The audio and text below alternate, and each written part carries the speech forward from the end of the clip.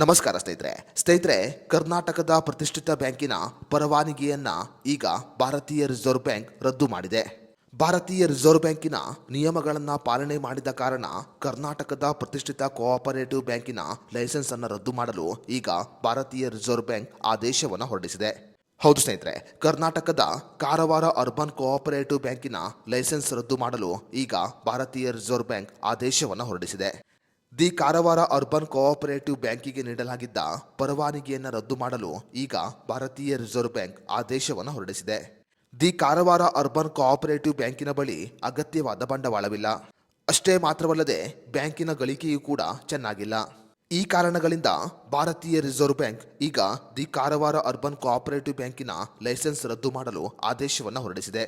ಅದೇ ರೀತಿಯಲ್ಲಿ the Karwar urban cooperative ಬ್ಯಾಂಕನ್ನು ಮುಚ್ಚುವ ಪ್ರಕ್ರಿಯೆ ಪೂರ್ಣಗೊಂಡ ನಂತರ ಠೇವಣಿದಾರರು 5 ಲಕ್ಷಗಳವರೆಗೆ ವಿಮೆಯನ್ನು ಪಡೆದುಕೊಳ್ಳಬಹುದು.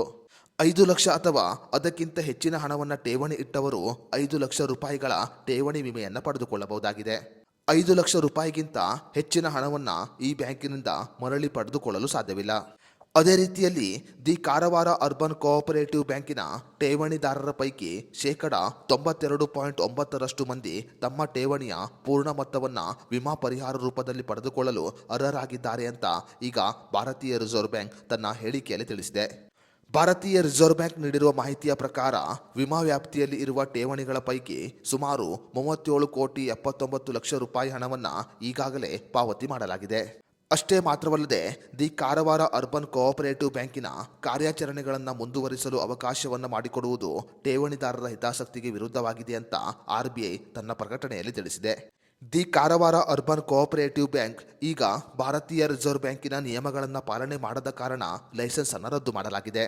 ಈ ಬ್ಯಾಂಕಿನಲ್ಲಿ ಠೇವಣಿ ಇಟ್ಟ ಠೇವಣಿದಾರರು ಸದ್ಯ ಆತಂಕಕ್ಕೆ ಒಳಗಾಗಿದ್ದಾರೆ.